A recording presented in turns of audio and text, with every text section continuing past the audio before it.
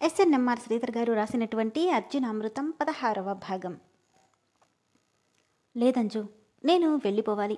ఒక్క నిమిషం కూడా నేను ఇక్కడ ఉండలేను అంటూ కన్నీళ్లతో ఆ ఇంటి గడప దాటింది అమృత. అన్నయ్య, మన అమ్ము వెళ్ళిపోతుంది, నువ్వైనా ఆపు. వెళ్తున్న తన వైపు కోపంగా చూస్తూ, పోయేవాళ్ళని ఆపడం ఎందుకులే అంజు, ఇప్పటికైనా మనల్ని అర్థం చేసుకుంటున్నారు, దానికి సంతోషించాలి అంటుంటే బాధగా వెనక్కి తిరిగి చూసిన అమృత విరక్తిగా నవ్వి అక్కడి నుండి వెళ్ళిపోయింది. అప్పటికే ఈవినింగ్ అవ్వడంతో ఎక్కడికి వెళ్లాలో తెలియక చేతిలో బ్యాగ్ పట్టుకుని రోడ్ల మీద తిరుగుతుంది అమృత. కాసేపటికి మొబైల్లో పొద్దున వెళ్ళొచ్చిన ఆర్ఫన్స్కి కాల్ చేసింది. హలో మేడం, నేను అమృతని, మార్నింగ్ వచ్చాను కదా. గుర్తున్నావు, చెప్పమ్మా, ఏంటి ఇప్పుడు ఫోన్ చేశావు?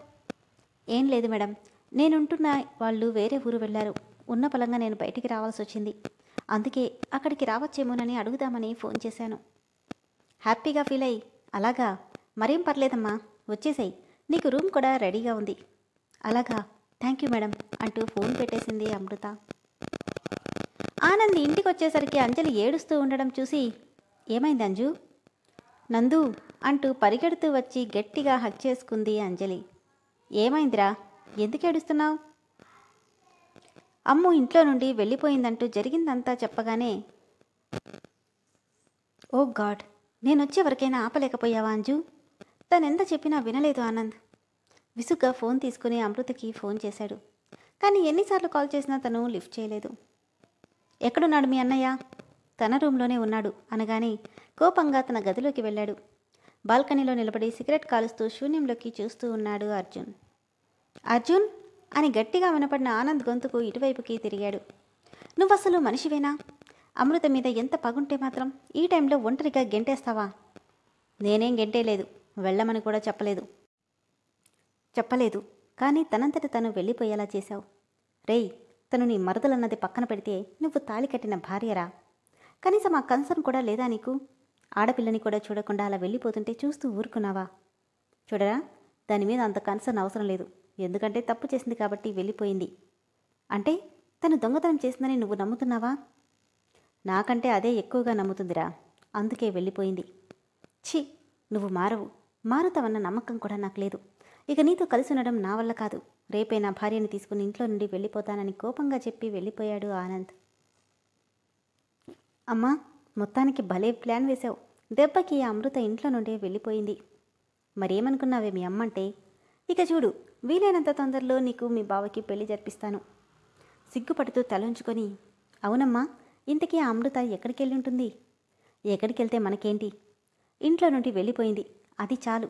ఇక రేపటి నుండి మీ బావని ఒళ్ళో వేసుకోవడానికి నేనేం చెప్తే అది చెయ్యి, చాలు అంటుంటే సరేనమ్మా అని నవ్వుతూ చెప్పింది స్వర్ణ. పంకజంతో మాట్లాడిన తర్వాత సిటీ బస్లో బయలుదేరింది అమృత.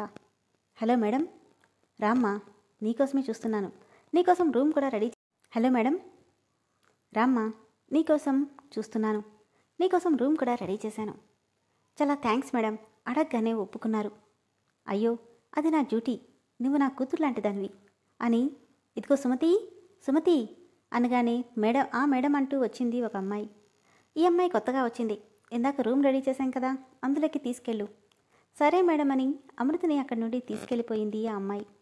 వాళ్ళు వెళ్ళగానే పంకజం పటేల్కి ఫోన్ చేసింది. ఏంటి పంకజం, ఈ టైంలో ఫోన్ చేశావు?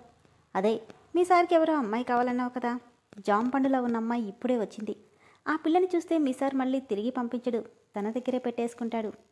అలాగా, అయితే ఈ వారం రోజులు ఆ పిల్లని ఇంకా నిగనిగలాడేలా తయారు చెయ్యి. నువ్వు అన్నట్టు మా సార్కి నచ్చితే నీకు మంచి గిఫ్టే ఇప్పిస్తా. సరే అని నవ్వుతూ ఫోన్ పెట్టేసింది పంకజం.